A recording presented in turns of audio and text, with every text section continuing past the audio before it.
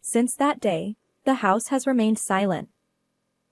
The distance I felt from my parents, the shock of losing my brother, and the vicious cycle of blaming myself led me to shut myself in my room.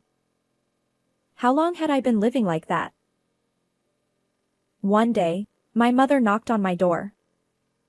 She called out to me from outside the door, almost shouting, Sarah! Open up!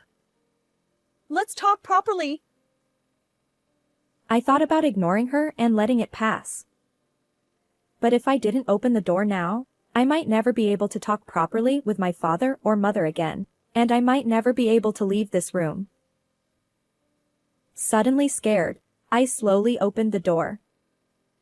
My mother, with her kind eyes, looked straight at me. Her determined gaze made me step back. I was scared. It was the first time I felt this way towards my mother. Feeling frightened by my mother slowly approaching, I slipped past her and ran into my brother's room. It was the first time I entered his room since he was gone, and nothing had changed since he was alive. His presence was everywhere. Sarah. I always loved hearing my name called gently with a smile. But my brother was no longer there. Realizing this, I collapsed to the floor and cried loudly. My mother watched me from behind. My father and mother sat down, surrounding me, and my father spoke softly. I don't know where to start. First, could you read Daniel's diary? What my father handed me was my brother's diary. I took the diary with trembling hands and slowly began to read. Both my parents were tearing up, but I was too stunned to react. I knew we had to talk about this someday. My father murmured apologetically. Welcome home. My mother greeted me as I returned home, exhausted from a hard day's work. You look tired today as well. She said this while making my favorite decaffeinated coffee. My father had been awake until a little while ago, but he decided to go to bed early for tomorrow. Well, that makes sense. I looked at the clock and saw it was already past 11 p.m. Thank you, Mom. Seeing me drink the coffee, my mother also headed to her bedroom. I am Sarah, 39 years old. There is a reason why I am still living with my parents at this age without getting married. I am a surgeon at a general hospital near the station. Sometimes I get called in the middle of the night, and there are times when I can't come home at all. One reason I haven't met a man who can support me through such a demanding job is because of this, but that's not the only reason. When I turned 30, I started to worry about what people would think if I continued living at home, so I considered living alone, but my parents opposed it. You might think they are being overprotective, but that's not the case. I am completely incapable of doing housework. Cleaning, laundry, cooking, I'm bad at all of them. I have the intention to do them, but they just don't go well. Knowing this, my parents probably opposed me living alone because they could foresee the disastrous state my place would become. My mother often jokes. I feel like mushrooms might start growing in your room someday. And I can't argue with her. If I had moved out, I probably wouldn't be able to calmly drink coffee like this and would have collapsed at the cluttered entrance. I am truly grateful. As I passed by my parents' room, I expressed my gratitude in my heart and sank into my fluffy bed. The next morning, I headed to the living room after waking up. I had taken the day off, so I shouldn't receive any calls except for emergencies. Even so, I never let go of my phone because you never know what might happen.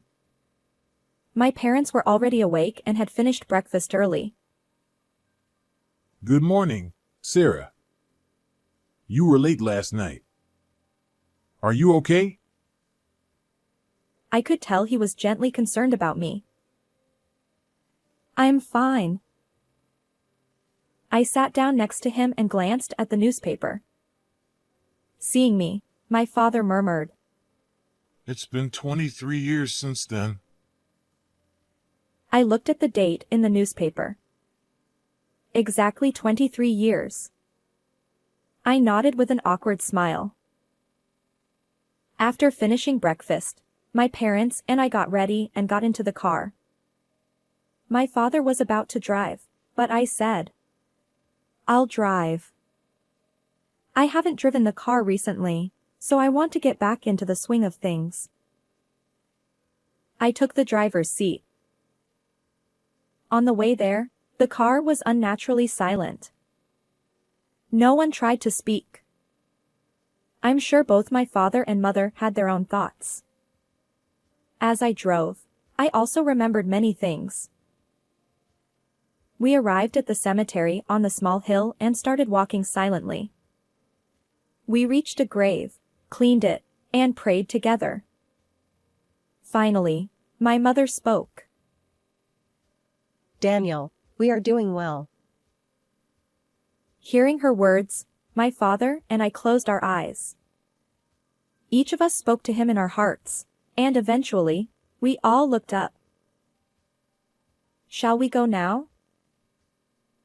I called out to my parents, who seemed like they would stand there until sunset if I didn't say something. Watching their backs as they headed to the parking lot, I spoke to the grave. I'll come again, Daniel. And with that, we left the cemetery. We decided to have a meal before heading home and entered a nearby restaurant.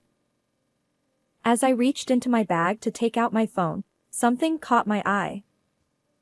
It was something my brother had bought for me when he was still alive, after I had begged him for it. As I held it and reminisced, my father spoke to me with concern. I'm fine. I was just remembering, I said with a smile. My parents are very kind to me. Even though I'm old enough to be called an aunt, they still worry about me. I hardly remember ever being scolded. More than my parents, it was my brother Daniel who showered me with love. When I was little, he always held my hand when we walked, until I was embarrassed and refused. Whenever I went out with friends, he would tell me to be careful of cars and not to follow strangers. I often thought he was worrying too much. But I was happy. I felt loved and cherished. And I loved Daniel just as much. Whenever I heard stories of sibling fights from my friends, I wondered why they fought, because we got along so well.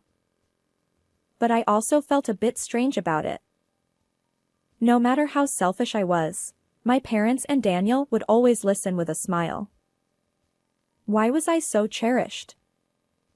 I would understand that much later. When I entered high school, I had to commute by train instead of walking. Daniel's worry seemed to intensify even more. Take this. He handed me a personal alarm so I could call for help if needed, and I couldn't help but laugh. I'm not a kid. Besides, if this goes off on the train, it would be a nuisance. Seeing me laugh, Daniel looked a bit sad. I appreciated his concern, so I said, I'll keep it as a charm because it has your feelings in it. When I put the alarm in my bag, his expression changed to one of relief. He would also ask in detail where I had been and with whom if I came home a little late. I thought about starting a part-time job once I got used to high school life, but I knew he would never allow it. That was something that troubled me. One day, a friend I had become close with in my class asked me if I didn't have a cell phone. Actually, I had been thinking of starting a part-time job to get a cell phone contract, but there was an issue with Daniel. At that time, almost everyone in the class had one, and it was an essential item for communication. How could I get one? While I was thinking about that, Daniel muttered, It's good that you're making more friends in high school, but it's worrying not knowing where you are or what you're doing. The moment I heard those words, I had an idea. Then, why don't you buy me a cell phone? I thought it might be too selfish, but it was a gamble. I had never asked Daniel to buy me anything before. I didn't like the idea of taking advantage of his kindness. I was even a little surprised at myself for saying it. Huh? A cell phone? He looked puzzled. Maybe because it was unusual for me to ask for something. Had I gone too far with my selfishness? Anxiety crept in. Maybe I shouldn't have said anything. Just as I thought that. That's a great idea! Without paying attention to my stunned expression, Daniel was excitedly talking about when we should go and what kind of phone to get. On the next day off after that conversation, Daniel and I went out to buy a cell phone. I was excited about getting what I wanted and the joy of going out with Daniel after a long time. Maybe I was a bit too giddy, or maybe I felt too safe because Daniel was there, but I think my attention was scattered that day. Normally, I would be careful about my surroundings, but that day my field of vision seemed narrower. Even now, thinking back on it, I know there's nothing I can do about it. On the way back after buying the cell phone, we approached a crosswalk. I was so engrossed in talking with Daniel that I didn't see the signal. Despite the red light, I took a step forward. At that moment, Watch out! Daniel shouted and pulled my arm. You really need to pay attention to the signals. He was furious. I had never been scolded by Daniel before, and seeing him angry for the first time, I was too shocked to speak. Noticing my open-mouthed, stunned expression, Daniel returned to his usual gentle tone. Sorry for shouting. No! I should have watched the signal. Thank you, Daniel. He must have spoken louder than he thought. Daniel looked flustered, but when I turned to face him, he let out a big sigh. I'm sorry. Seeing Daniel looking so apologetic with his shoulders hunched, I felt a warm sensation in my chest. My dear brother. I'm not a child anymore. I decided to become a sister who could walk alongside him, not just someone he worried about. While I was thinking that, the signal turned green. Oh, it's green now. Let's go. I started walking. But before I could cross, something pushed me from behind. Ouch! As I fell forward and slowly turned around, I saw Daniel lying on the ground. What happened? People around us were in a commotion. The person in the car that had stopped near Daniel was frozen with a shocked expression. Daniel, lying on the crosswalk, wasn't moving at all. The road quickly became stained with blood, and I was led to a safe place by the people around me. Daniel! I called out to him repeatedly, but it seemed he couldn't hear me. Daniel! I wanted to rush over and check if he was okay, but my legs wouldn't move. Daniel! Someone was patting my back as I cried out. Even though my mind was in a panic, for some reason, the voices of others talking stuck in my ears. He had amazing reflexes. It's good he saved his sister, but... I didn't want to hear such things. I crouched on the road and cried out as loud as I could. Eventually, an ambulance arrived. and Daniel was taken away. Since I had also gotten injured when I fell, I was taken to the hospital with him. Even in the ambulance, I called out to Daniel. But he still seemed unconscious. Why did this have to happen? He said he would help me set up my cell phone when we got home. I was planning to email him every day so he wouldn't worry. I won't forgive you if you don't wake up. Clenching my fists, I just wished for Daniel's safety with all my heart. My injuries were not serious, and by the time my treatment was finished, my father and mother had arrived at the hospital. But something was off. My mother was crying hysterically, while my father was staring blankly into the distance. Dad! Mom! When they saw me, my mother hugged me while crying, and my father's hand touched both our shoulders. I see. The thought of Daniel being in an accident was too much for my kind parents to bear. But they didn't need to be so down. He would wake up soon. Just as I was about to say that, my father spoke first. I'm just glad Sarah is safe. Daniel really protected you. What was he talking about?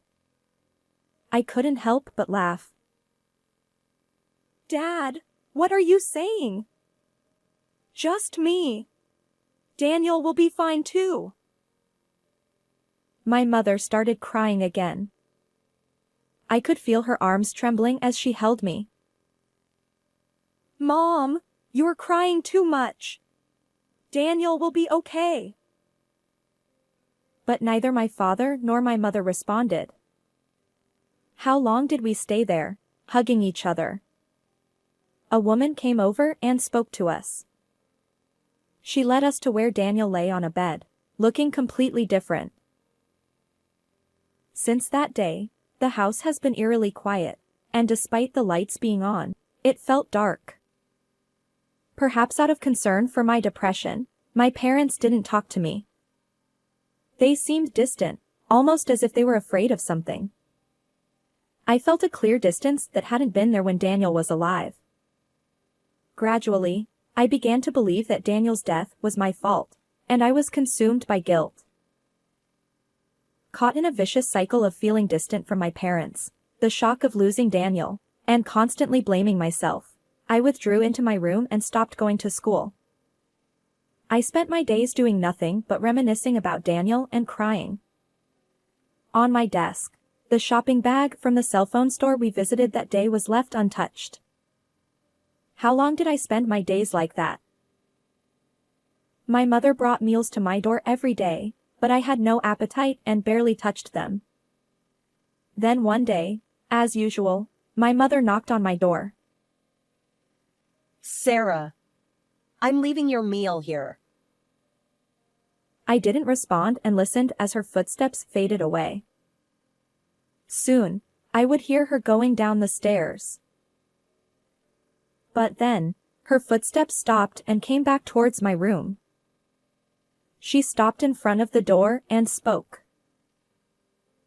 This can't go on. It was rare for her to raise her voice like that. Sarah! Open the door! Let's talk properly. I thought about ignoring her. But she persistently called out to me and knocked on the door. If I missed this chance, it might really be the end. If I didn't open the door now, I might never be able to talk properly with my parents again, and I might never leave this room. Suddenly scared, I slowly opened the door. Seeing my mother for the first time in a while, she looked pale and haggard. Her gentle eyes stared straight at me. Pushed by the determination in her gaze, I took a step back. Scared. It was the first time I felt that way towards my mother. Feeling fear as she slowly approached, I slipped past her and ran out of my room. Instinctively, I ran into Daniel's room. It was the first time I entered his room since he passed away, And nothing had changed since he was alive. The chair he always sat in, the TV connected to the game console, the suit hanging on the wall. On the day we talked about going to buy a cell phone, he was sitting in this chair. We had spent many nights playing games together. Using studying as an excuse, I often came into this room to chat about trivial things. The room still smelled like him, and memories flooded back. His presence was everywhere. Sarah. I loved how he always called my name with a gentle smile. But he was no longer there. The moment I realized that, I collapsed to the floor and cried out loud. My mother watched me from behind. By the time I stopped crying, it was already dark outside. My father, who had returned from work, and my mother, who had been watching over me, slowly approached me. Exhausted from crying and drained of all energy, I didn't even have the will to reject them. My parents sat down on either side of me as I sat on the floor, and my father spoke quietly. Actually, after Daniel passed away, your mother and I came into this room together. His voice was as gentle as ever, and the awkwardness I had felt earlier was gone. We found a diary in Daniel's desk. After reading it, we realized we needed to face you properly. Your mother and I talked about it. A diary. Could it be something Daniel wrote? I had no idea he kept a diary. Holding my hand, my mother began to speak. Sarah, I'm sorry. I must have seemed so cold. You must have felt anxious and lonely. I'm really sorry. She apologized over and over, and I didn't know how to respond. I don't know where to start. First, could you read Daniel's diary? He handed me the diary Daniel had left behind. I took it hesitantly and began to read slowly. Little did I know, it contained shocking truths. There was once a girl named Leah in this family. The diary began by describing how the four of them lived happily together. Leah and Daniel were very close, and he adored her. One day, Daniel and Leah went to the park together. It was a 3-minute walk from home. The park where Daniel, a grade schooler, always played with his friends. Although my parents were a bit worried, they let them go because it was a familiar park. They told them to be careful and not to come home late. But a few minutes later, Daniel came back alone. He looked pale and couldn't speak properly, so my mother sensed something was wrong and rushed outside. On the way to the park, she saw a car stopped on the road. A man, presumably the driver, was on the phone, looking flustered.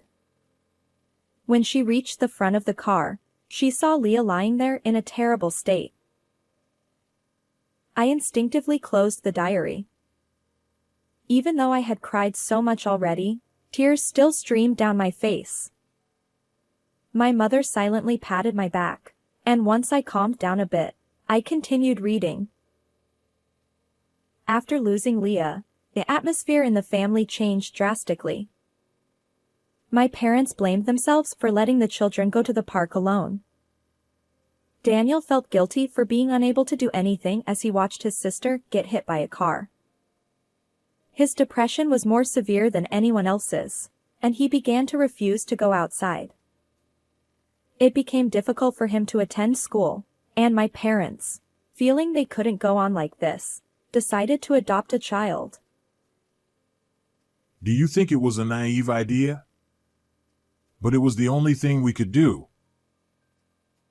I remembered how I once begged my mother for a younger sibling, but she gently refused. I later learned that my mother had had a hysterectomy. Come to think of it, the diary hadn't mentioned me yet. There were no more children that could be born from my mother, so they chose to adopt. With a strangely pounding heart, I continued reading, only to be met with another shock. The child they adopted was a baby girl.